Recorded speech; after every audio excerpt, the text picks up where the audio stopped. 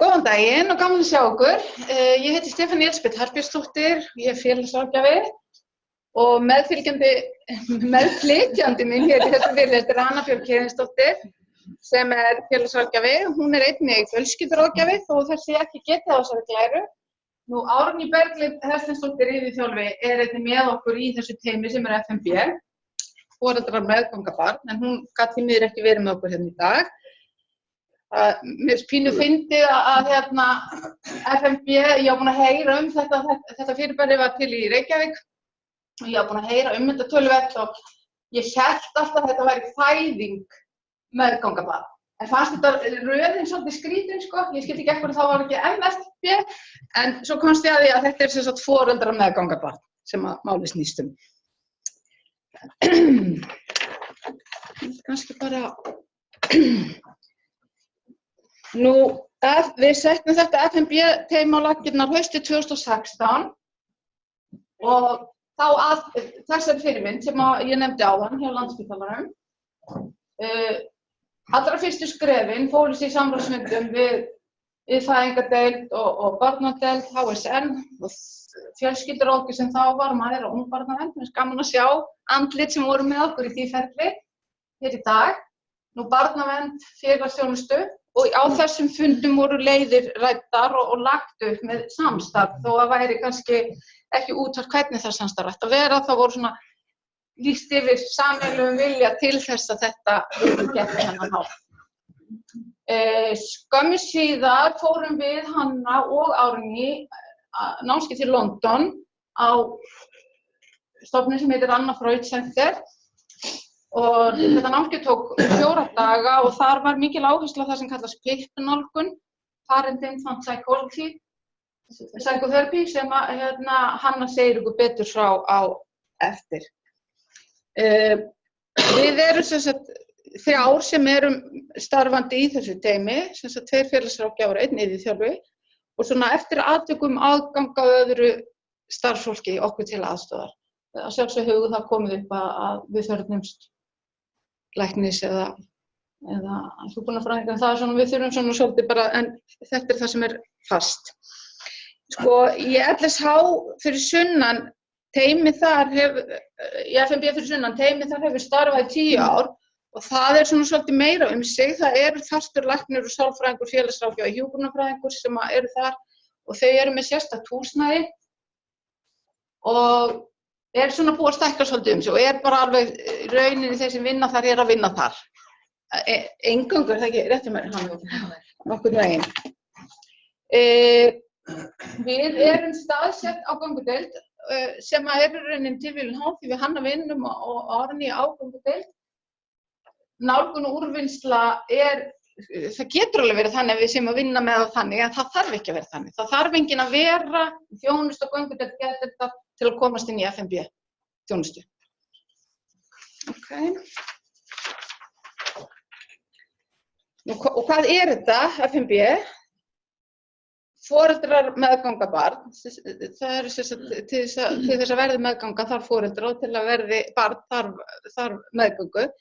Við lítum á þetta sem snemmtækt úrræði fyrir foreldra sem eiga von á barni, með barn á fyrstu ári eða hafa sögum eða áhyggjur af tengslum við barnið. Og það hefur alveg komið upp í okkar vinnu og það eru beinlínis tilvísanir þar sem ekki að tengjast því að við komum sjólétt, ekki að tengjast fóstrinu, saga fyrra tengslaleysi við börn og hefur óttast að það gerist aftur. Þannig að þetta getur komið til náttúrulega vegna ýmissa ástæðna og þetta er ekki nein tæmandi talning það sem við teljum þarna en geðsjúkdóma, fíkniefnaneyslu og félagslegra aðstæðna sem eiginlega á að kannski taka yfir restina. Þetta getur verið hvað sem í rauninni sem ástæðnar eru fyrir því að fólk upplifir þetta tengslaleysi. Í þessari nálgun vinnum eins og ég sagði áðan út frá Parent Infant Psychotherapy en við nýtum einnig annað. Við Hanna Árný vinnum alltaf sem meðferðaraðilar á göngudeild og sjálfsögðu nýtist sú reynsla inn í þetta starf að mörgu leyti og það bara aðferðir sem hvort sem það hamnálgun eða hvað annað, bara það sem að skilar sér til að aðstoða viðkomandi foreldrapar að það nýti við. Og við lítum á þetta að stórum parti sem forvörn. Við getum svona kannski sagt betur frá því. Nú, helstu markmiðin eru að þetta snýst tengslin og samskiptin á milli barns og foreldris. Ef það það sem hægt að setja fingurinn á, þá á það kannski væntanlega heim í FNB-teymi.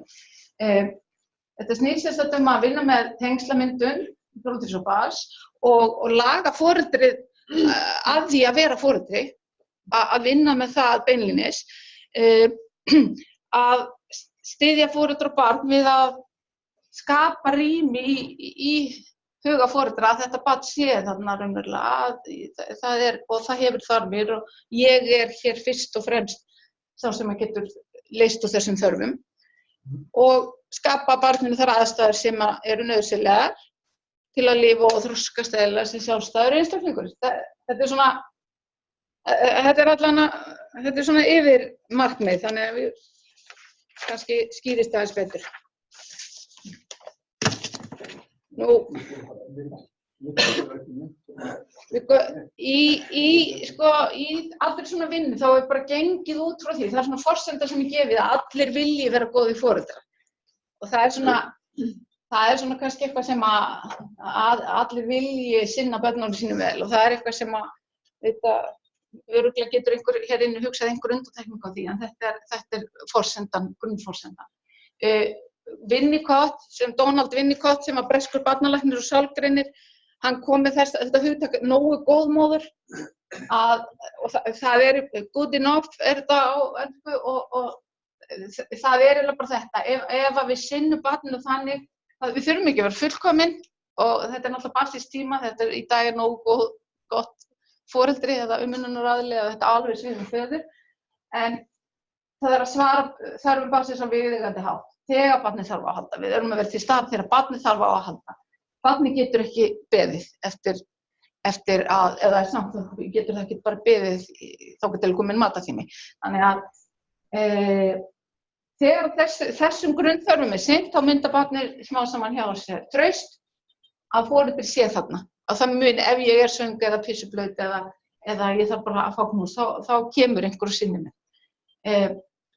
Nú, John Bowlby sem hann nú oft nefndur faðir þessara attachment theories, tengslakenninganna, og hann notaði þetta Winnicott, hann tók þetta svona pínu lengra og ef að þetta gengur upp, þetta dæmi maður nógu góð móðir að þá ef vel tekst til þá verður innra með barninu þetta, við myndum traust á því að ef ég græta kemur einhver og hjálpa mér og svo framvegis. Þannig að það gefur barninu jákvæðar væntingar til umhverfis og annarra sem að fylgir okkur alla tíð. Þessar væntingar sem við gefum til umhverfisins sem að myndast í rauninni þarna á fyrstu mánuðunum. Framhaldinu, þetta er allt svona tengt en Mary Ainsworth vann mikið með Bowlby og hún svona kölluð móðir tengslakenninganna og hún var aðal samstarfsaðili hans og í sínu starfi þróa hann það sem rannsóknar sem kallast strange situation og svo allri grunnur og fjölda rannsókna á tengslamyndum barna. Þetta er í kringum 1970 sem hún þróar þetta og hefur verið notað alveg gríðarlega. Bara segja ykkur hans á strange situation, hvernig þetta er svona svolítið, þetta er stýrðar aðstæður, þetta er herbyggi sem er bara fullt af dóti og svolítið spennandi og svo það eru gluggar það sem er verið að fylgjast með, það er einhver sem er alltaf að fylgjast með og þetta rannsóknin snýst hreinlega það að vekja streitu hjá barninu, að mæla hvernig barnið kemur, ég er ekki að segja að þetta er endilega frábært en þetta var gert og þetta snýst tekur 21 mínútu og umönnunaraðilar ókunnur koma inn til skiptis, koma og fara og við ætlum að sýna ykkur aðeins af þessu og þetta kveikir viðbrögð hjá barninu að mamma, í þessum tilfellum sem við sýnum mamman að koma og fara og þannig þetta svona stýrð rannsóknaraðferð sem hefur rosalega mikið notuð og notuð þann dag í einhverju mynd. Þetta sem sagt, við erum að sýna ykkur svolítið gömul vídeó sem bæði eru viðurkennd til kennslu og það má sem sagt sýna þau. Þannig að í fyrra myndbandinu sem við ætlum að sýna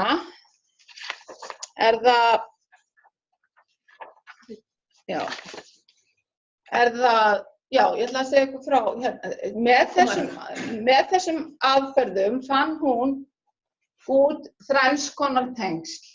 Hún fann út örugg tengsl sem það sem og þá það bara beinlínis að barn bara tékkar svona á umhverfinu og kíkir á dóti, veit alltaf mömmu og foreldrið svona, ef það bjátar eitthvað þá get ég alltaf komið. Ég bendi hérna Árna því hann hérna, ég get alltaf komið til Árna ef eitthvað bjátar á. Og ég veit að Árni hann mun hjálpa mér, alveg sem á hvað. Þörfum mínum verður mætt. Og hins vegar óörugg tengsl hún skiptir í tvennt. Avoidant og ambivalent pínar sem að þýða þetta. Þegar maður óvæg og avoidant, það meira svona hunsun. Það bara svona, ég veit að mamma en ég eiginlega bara hunsan sko. Og viðbrögðin ekkert rosalega mikil, ég bara, mamma getur komið og farið og ég eiginlega bara tristi ekki þessi dæmi, sko. Og ambivalent, það eru svolítið mikil við það. Og töluvert síðar, eða einhverju síðar, þá annar fræðimaður sem heitir, ég man það ekki? Mary May, sem að nota rannsóknir þessar rannsóknir og finnur fjórðaflokkinn sem heitir disorganized og disorganized bara þannig að það í rauninni ekkert kerfi, ekkert af þessum kerfi. Sumt virkar stundum, annað virkar oftast en ekki bara, þannig að þegar barnið veit ekki, það virkar ekki að gráta, það virkar ekki að vera hérna bara að hunsa, og hvað á ég að gera? Þannig að það ekkert sem að virkar, það ekkert kerfi, maður getur ekki stólað sig á neitt. Og þetta talað fræðum að þetta sé erfiðasta sem við erum að eiga við. Ok, yes. Við ætlum að skipta yfir hérna í myndband sem hér. Eða ekki? Það bara ná. Stafi hlutna fara bara aftur. Og við erum aftur. Ok. Þetta töluvert langt myndband. Þannig við ætlum bara að sýna ykkur svona stykkjur.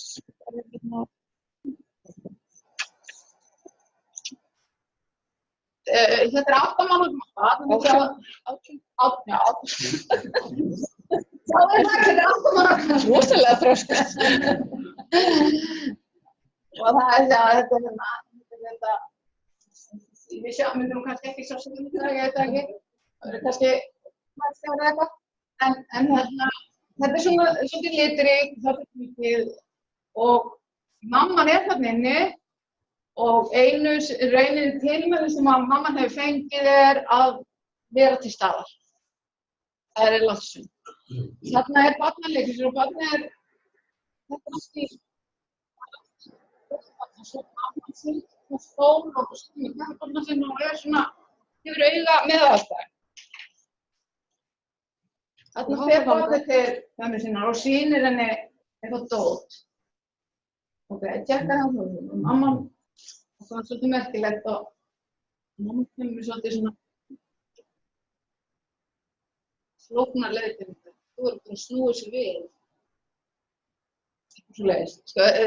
Þannig að en þetta sáum við sitja á barnið, þetta áfram að leika. Það sem gerist næst að ókunnug manneskja kemur inn og fyrir að leika barnið aðeins. Börnin okkar þegar þau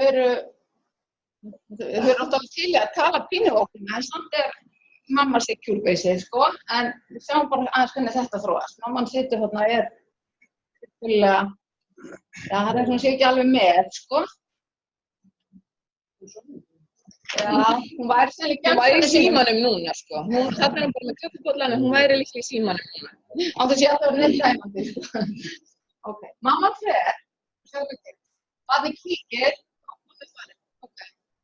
Þetta er alltaf að leika með okkur. Ekkert, það gerist þetta. Ekkert sem við sjáum.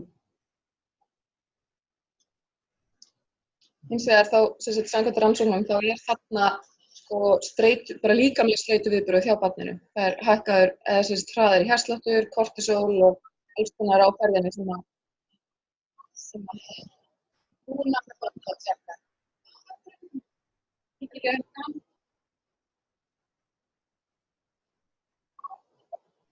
Hvar er hún? Gæti ég aðeins á þessu. þessu bara leika. Ég ætla bara aftur að leika. Svona. Ínu alveg á sér.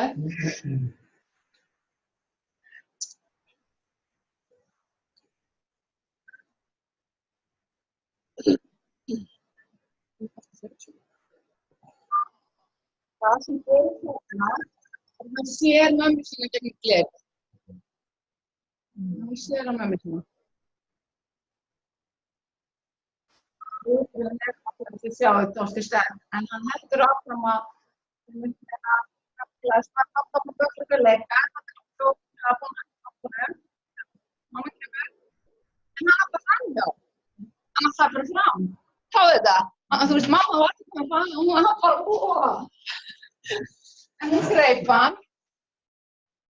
Huggar hann eitthvað. Ok, þetta er hann góð. Hann er ennþá í nokkur uppnámi, en ég ætla samt að fara að leika.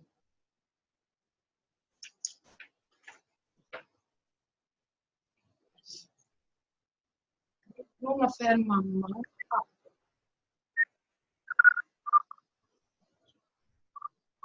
Nú erum við viðbrögðin ofsætning. Það er ekkert sko að barnið finnur enga leið til að tempra.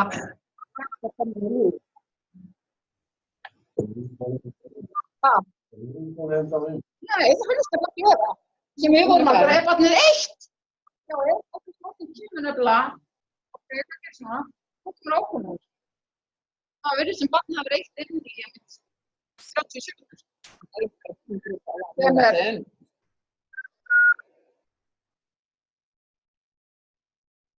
Ég er ekki það eitthvað það bara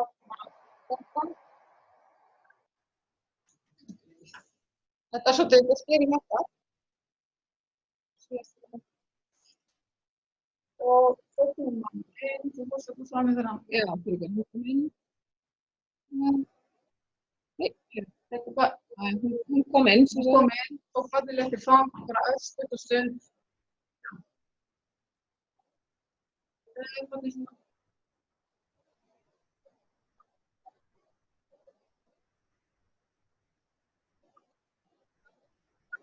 Barnið er enn í mjög miklu uppnámi.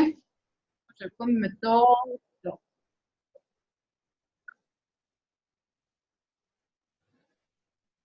Barnið hættir áfram að leika.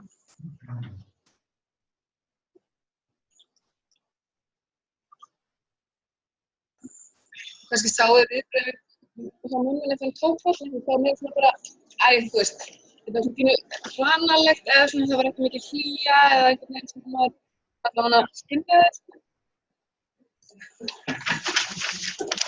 En þetta myndband hefur rannsakað mjög mikið og það hefur verið sko ýmist verið sett í þennan hóp á Voidan og undanferð hérna í Disorganized og það er þá einhvern veginn ekki kerfi sem að barnið veit ekki hvað virkar. Fyrst er það að hunsa, svo byrjar það að gráta ofsafengi og svo heldur það að leika hausnögglir, en það veit ekki þegar hvað þarf að gera til að fá athygli og hlýju. En ég ætla ekkert að draga því að mér finnst það svolítið brútalt að barnið sé skilið eitt eftir og ég er ekki hlýtt þessari tiltöku rannsókn, hún er hins vegar sýnir mjög mikið. Nú erum við að sýna ykkur stuttmynda sem við ætlum bara að horfa á sem eru annars konar tengsl sem að Þetta strange situation rannsókn, þannig að móðirinn í þessu tilfelli er búin að fá sams konar fyrirmæli. Þannig að það er eiginlega kannski mikið að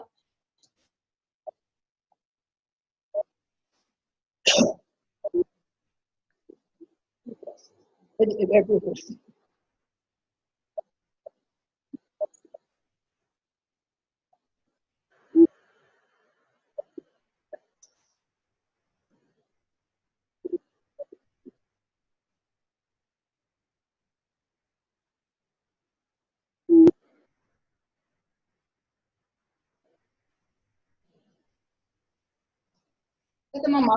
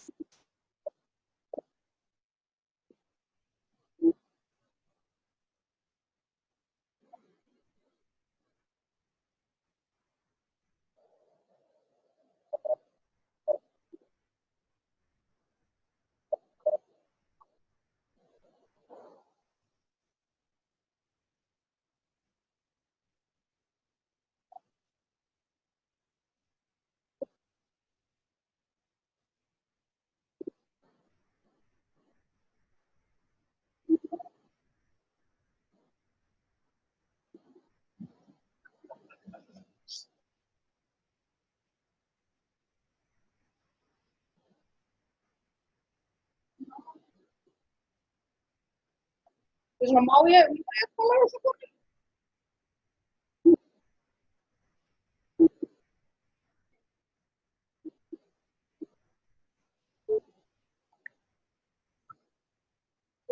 Strax.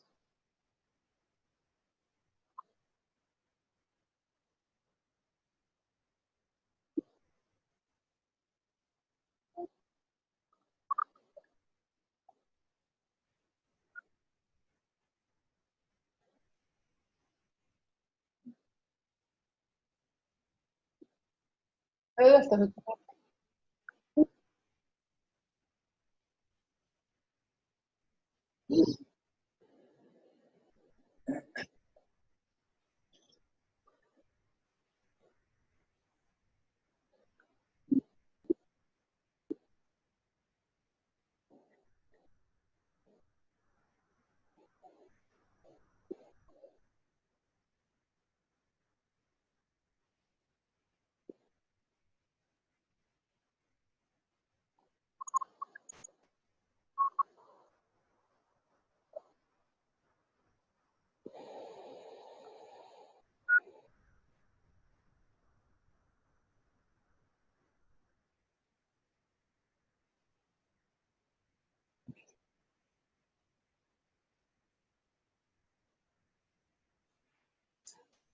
Sko, munurinn er kannski sá að miklu auðveldara að hugga barnið, eins og þetta hefur verið metið sem secure, þessi bara eðlileg góð tengsl. Barnið grætur þegar mamma fer og það er ekkert rosalega auðvelt fyrir ókunna að hugga, en svona lætur huggast sennilega á endanum. En það er til dæmis þegar mamma kemur aftur er mjög auðvelt að hugga barnið. Og það heldur áfram að leika og það er ekki þessi ekki og bara berja og eitthvað.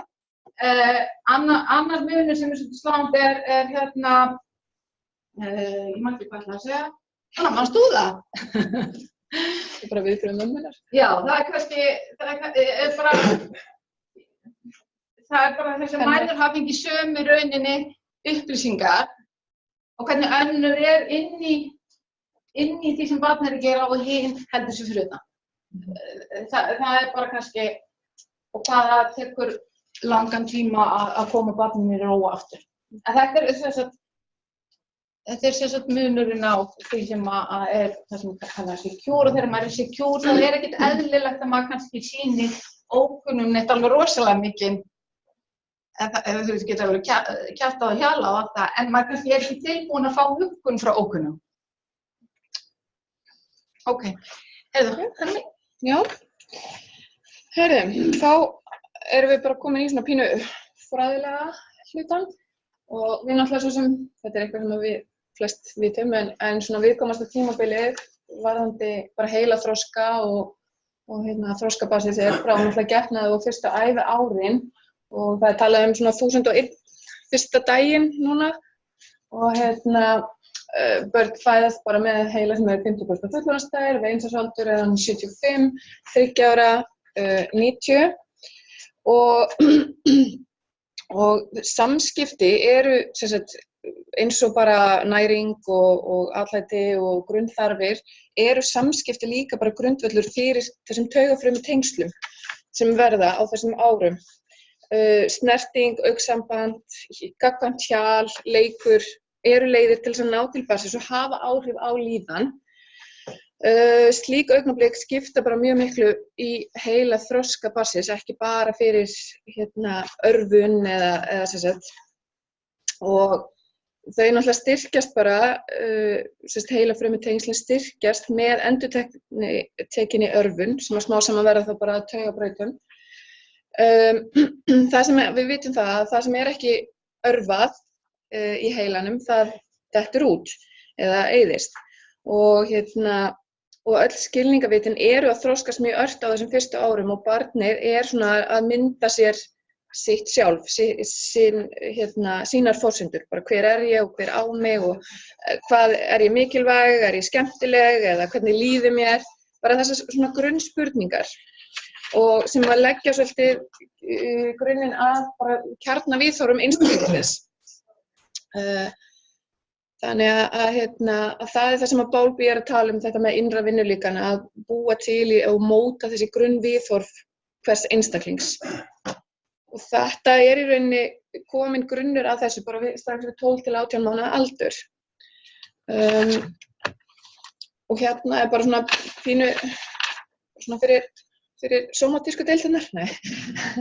Að þetta er alveg pínu sláandi en að það tekið fram að þetta er extreme neglect. Engin eða mjög lítil örvun, vanræksla á í rauninni bara grunnþörfum. Þarna. Er höfuðkúpan líka þannig? Jú, það virðist vera bara en þarna er náttúrulega verið að tala um extreme neglect, þannig að það getur líka verið næringar tengt bara varðandi líkamsvöxt, sko.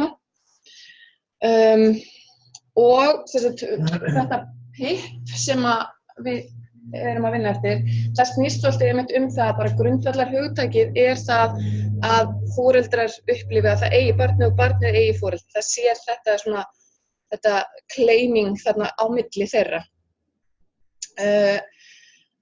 Og eins og við vorum ég kom inn á hann, heilaþroskinn hefur áhrif á andlega og líkamlega heilsu alla ævi og það er talað um þessi fyrstu ár hafi gríðarleg áhrif á langtíma þroska.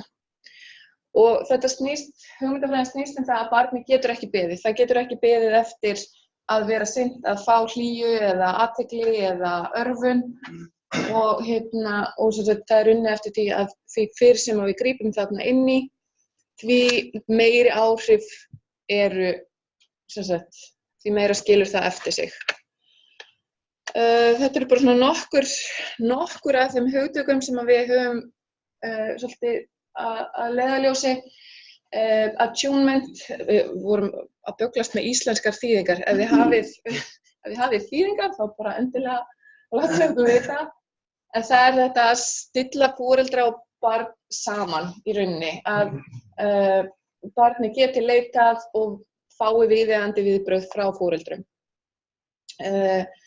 Síðan er það talað um gagnkvæmni í samskiptum, að í rauninni þó að barnið geti ekki tjáð sig með orðum að það sé skilið. Foreldrarnir skilji nokkurn veginn hvað, þegar það er eitthvað að þau reyna að leita lausna við því, þó maður veit ekki endilega hvort að barnið sé svangt eða það sé illt eða skilja, en að það sé reynt að koma til móts við það. Containment er þetta sem við sáum svolítið í myndböndunum, það að geta róa barnið, hversu fljótt sefast barnið hjá umönnunaraðila. Og mirroring að geta spegla líðan. Þetta er náttúrulega allt mjög tengd hugtök, en svona já, það sem við vinnum eftir. Það sem beinist í rauninni að barninu að ýta undir þessi jákvæðu samskipti og meðferðarlegt samband við alla í herberginu.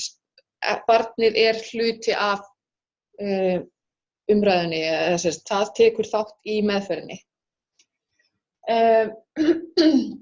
Rof og endurtenging þegar og það getur þó að tengslin séu secure eða örugg, þá getur alltaf komið eitthvað rof. Það getur verið erfiður tími, barnið sefur ekki, það gengur illa að finna ef það eitthvað það með eyrnabólgu eða eitthvað og þá getur oft bakkað svolítið í þessari tengslamyndun en hæfileikinn til þess að tengja aftur, það í rauninni það sem skiptir máli, að það verði ekki til lengri tíma. Og það þetta með að reyna að efla foreldra í að skilja barnið, að við erum svona pínu málsvari barnsins, að það fái foreldran til að sinna því. Það sem snýr að foreldranum einmitt kannski þetta svolítið skilt bara að þau gera sér grein fyrir eigin hugarástandi, ef það geðsjúkdómar eða fíkniefnaneysla eða hvað sem til staðar, að fólk gerir sér grein fyrir til dæmis áhrifum þunglyndis eða kvíða á þetta og geti þá unnið með það. Að foreldrar geti gert sér grein fyrir að einhverju leyti hugarástandi barnsins og síðan sambandinu þar á milli. Og það þetta, hvernig temprum við okkar eigin tilfinningar til þess að geta temprað tilfinningar hjá barninu, eða sem sagt geta sefað barnið. Barnið náttúrulega háð foreldri eða umönnunar og að þroskast og að sjá það hlutverk í rauninni. Gera foreldri meðvitað og minnka kannski áhrif millikynslóðaflutnings á samskiptavanda og það að því að Stefanía kom inn á bæði Mary Main áðan, þá hefur verið gerð rannsókn á því, hún þróaði spurningalista 1982, þar sem hún lagði annars vegar fyrir spurningalistan fyrir foreldra á meðgöngu og þar voru spurningar þeirra eigin tengsl við sína foreldra og síðan var gerð þessi rannsókn sem við sáum áðan í myndbandinu Strange Situation þegar barnið, þegar barnið fæðist og þá metið tengsl foreldrana og barnsins. Fattiði mig, þannig að það í rauninni þessar 3 kynslóðir. Og þar kemur í rauninni fram að það fylgni á milli tengsla sem foreldrar upplifa við sína eigin foreldra og síðan þau sem þau skila til sinna barna eða síns barns. Og það náttúrulega alltaf verið að reyna að brjóta eða koma rjúfa þessa keðju þannig og reyna að efla verndandi þætti sem hafa langtíma jákvæð áhrif. Og verndandi þættir geta verið þá náttúrulega örugg tengsl eða betri tengsl. Það getur verið að barnið vaxi upp með það að geta leita til einhverja, það hefur styrkari stöðu félagslega, því gengur betur í skóla og það kannski það sem við pældum svolítið í byrjun að því að við erum í fullorðinsskeiðinu að það sem við sjáum þegar við fórum að pæla meira í þessu varðandi bara tengsl okkar fólks við sín börn og svo sína foreldra og rannsóknir hafa sýnt það líka að það alveg langtíma áhrif. Það auknir áhættuþættir bæði varðandi námserfiðleika, varðandi persónuleikaraskanir, andfélagslega hegðun og fleira. Þannig að þetta alveg svona til lengri tíma litið, já. Við erum svolítið, já. Ég svona að hlaupa yfir þetta eiginlega bara svolítið það sem við erum búin að vera að vinna með eða tala og þetta eiginlega líka, það ekki bara. Af því við vorum með 2 case sem við okkur langaði að koma upp á tímann. Það kannski aðeins bara hvernig gerum við þetta. Það eru foreldrar og börn í tímum eða í meðferðinni Stundum byrjum við með foreldra eitt og sér en við höldum einstaklingsviðtölum alveg í lágmarki.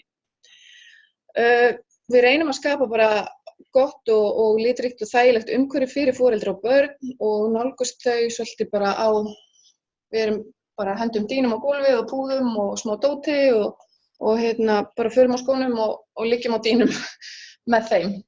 Þannig að þetta dálítið mikið á forsendum barnanna. Í þetta 1,5 ár sem við höfum verið með þennan fókus þá hafa komið 15 tilvísanir.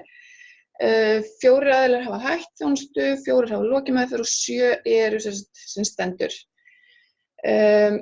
Og við reynum að bregðast mjög hratt við, helst ekki lengur en hálfan mánuð frá því að tilvísun kemur.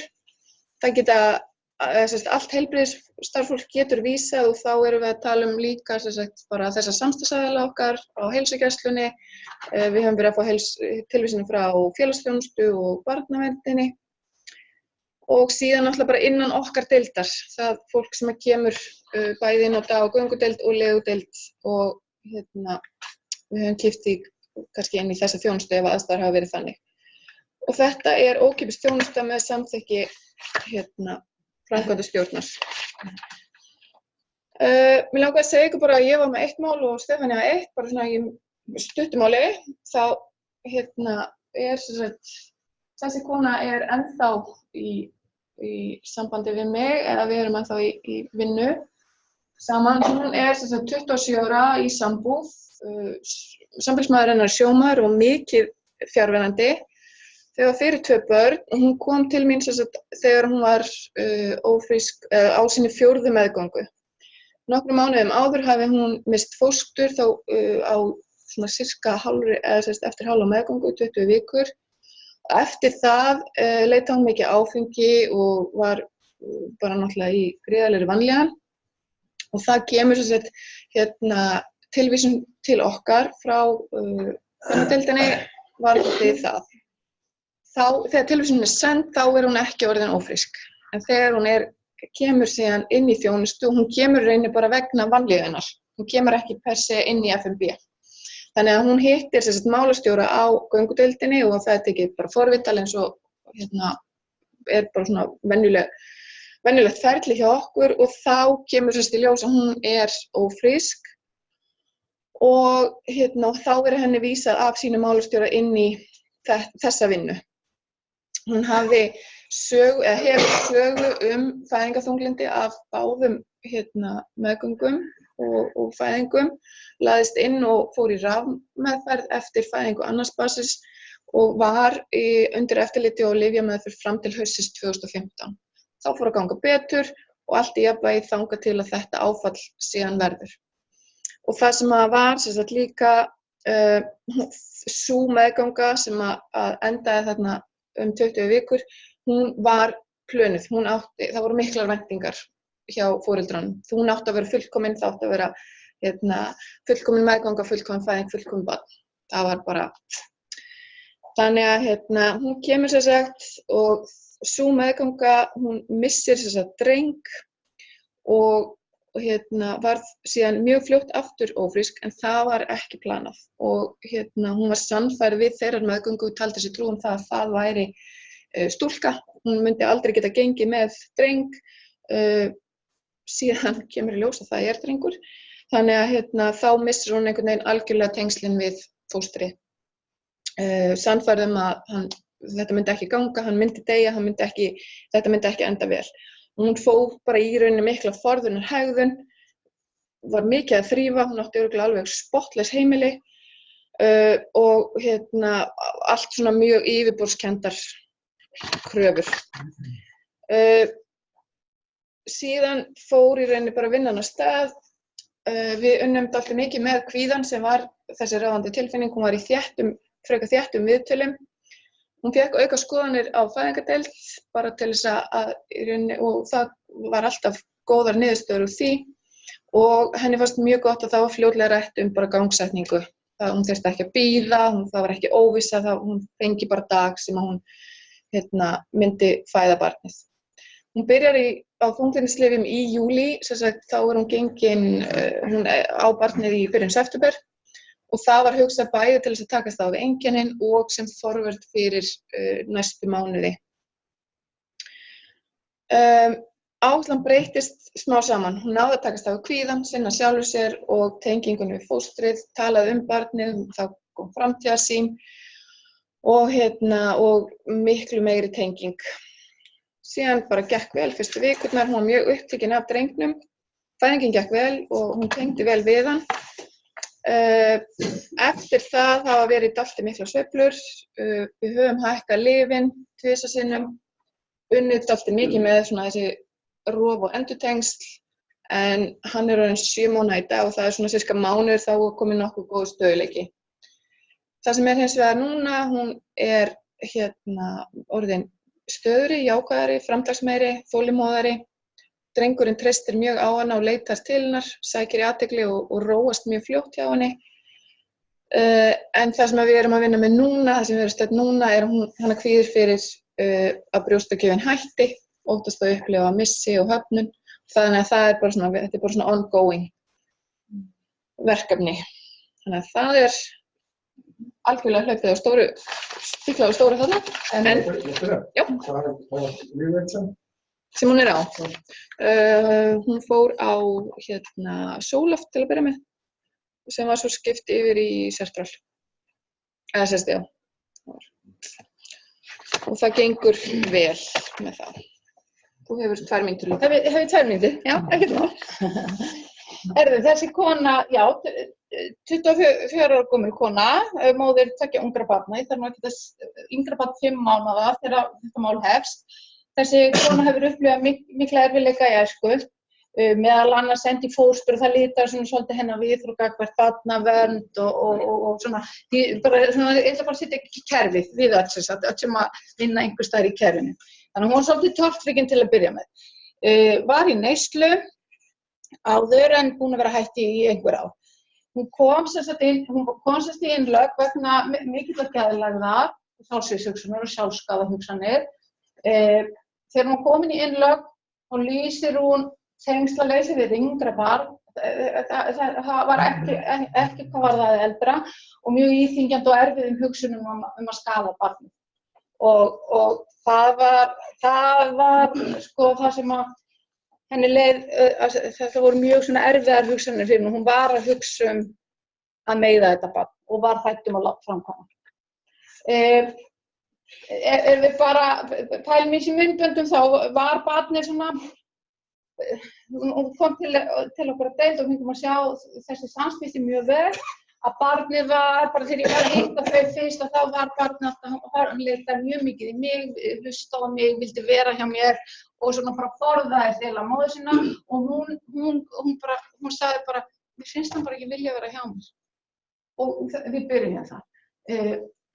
Og það var bara æfingar, þá bara hafa hann í fanginu, horfði í augun á hann, tala við hann, hjala við hann, syngja fyrir hann, bara hafa nálægt þér. Og aðstæður á deildinni voru þannig núna, legudeildinni, í þessu tilfelli, að það var hægt að leyfa barninu að vera með henni mikið hluta af tímanum, sem að var náttúrulega bara kraftaverk fyrir okkur því þá svo auðvelt að vinna með þeim hætti. Nú, miðandi lyfjameðferð var komið á, ég get nú ekki svarað, ég man nú ekki hvað lyfin voru, en hún var líka með svona vissar ranghugmyndir og hún var fárveik þessi kona. Hún var hérna í 3 vikur, ég hitt hana mjög reglulega og við unnum með þessa sömu þætti og þetta voru bara, og tala máli hvað þið, sérðu hvernig hann fylgist með þér, sérðu hvernig hann langar til að tala við þig og svo framvegis. Nú, föðurstóti búið að koma líka, það varð ekki úr. Nú, mér langar að hrósa starfsfólki legudeildar, það er endalaust frábært fólk þar og ég meina ekki heldur bara áfram og voru með bara leiðbeiningar og stuðning og mikla og góða nærveru við þessa konu og hún bara lærði helling á því að sjá hvernig þau umgengust hana og barnið og við nýttum til dæmis eins og að starfsfólki var að svona kjassa fram í barnið og mikið grút og eitthvað en móðirin átti mjög erfitt og bara, hvað meinið þið? hann ljótur og leiðilegur, ég bara vill hann ekki. En það var hægt að nota þetta og smá saman speglaðist það sem var verið að gera svona deildin yfir til hennar og hún, já, ok, já, frábært. Og fór svolítið að sjá barnið með þeim augum. Nú, við virkjum kerfin í heimabyggð, barnaverndin, það þurfti svolítið að snúa upp á þessa tortryggni og í dag með þjónustu þaðan og hefur vísað virk, þannig að það var einhver eftirfylgd á göngudeild, þurfti ekki mikið, tengslin eru komin í góðan farveg. Og hér það náttúrulega bara kerfin sem vinna vel saman og þetta aðalatriði. Legudeildin, við hefum ekki náð svona góðum árangri hratt ef það hefði ekki verið þannig. Þá legudeild FMB-teymið barnavernd og foreldra- og barnaverndar sem grunnurinn að þessu. Nú, konan ennþá veik, andlega veik, hún hefur lagst inn síðan, en þessar hugsanir gera ekki lengur vart í sig. Hún ekki lengur að hugsa að skaða barnið og hún upplifir ekki þetta tengsl, þvert á móti. Þannig að við ekki bara lokið mál okkar. Þetta bara svona algjörlega hugleiðingar.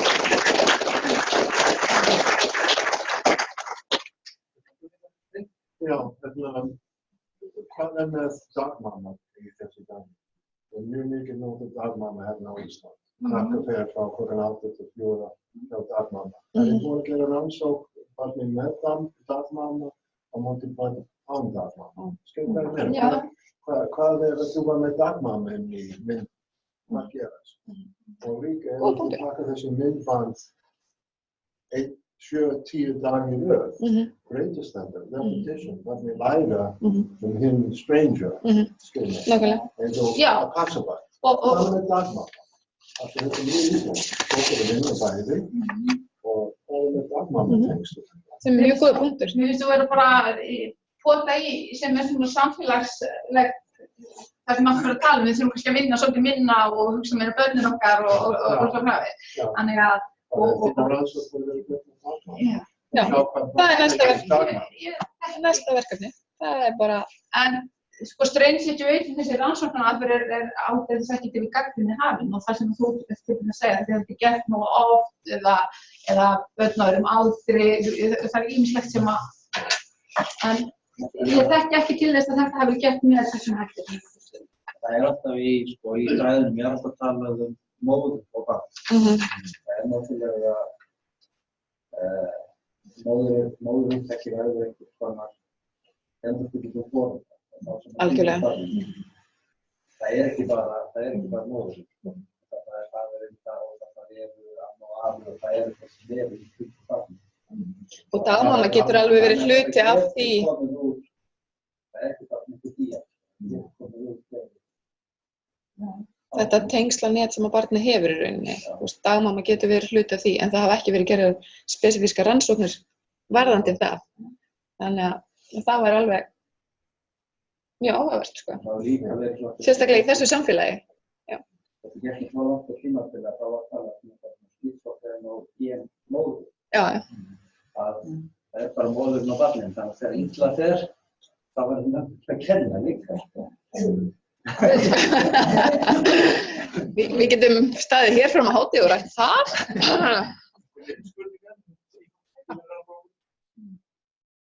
Takk fyrir góða vinnustu.